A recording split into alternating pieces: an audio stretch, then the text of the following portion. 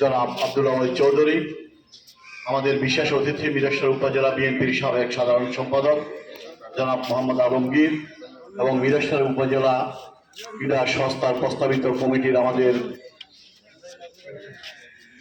আমাদের ক্রীড়া সংস্থা বকুকে, যার নেতৃত্বে বাংলাদেশে ক্রীড়া জগতে একটি বৈপ্লবিক পরিবর্তন এসেছে।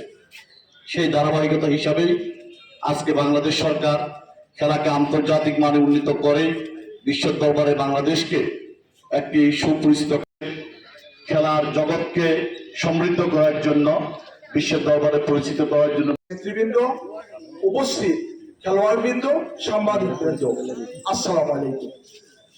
ইতিমধ্যে গাজী নিজাম বলেছে আমি বক্তব্য রাখবো না, যেহেতু বৃষ্টি আসতেছে।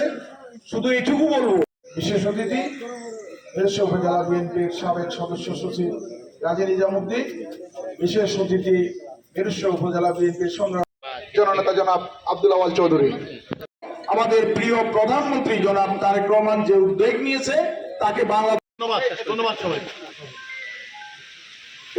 সংগ্রামী উপস্থিতি, আজকের এই অনুষ্ঠানে আমাদের প্রধান অতিথি হিসেবে উপস্থিত থাকার কথা ছিল আমাদের প্রিয় নেতা, মিরেশ্বরবাসীর প্রিয় নেতা, মিরেশ্বরবাসীর অভিভাবক, বাংলাদেশ জাতীয় সংসদের মাননীয় সাংসদ জনাব নুরুল আমিন এমপি মহোদয়।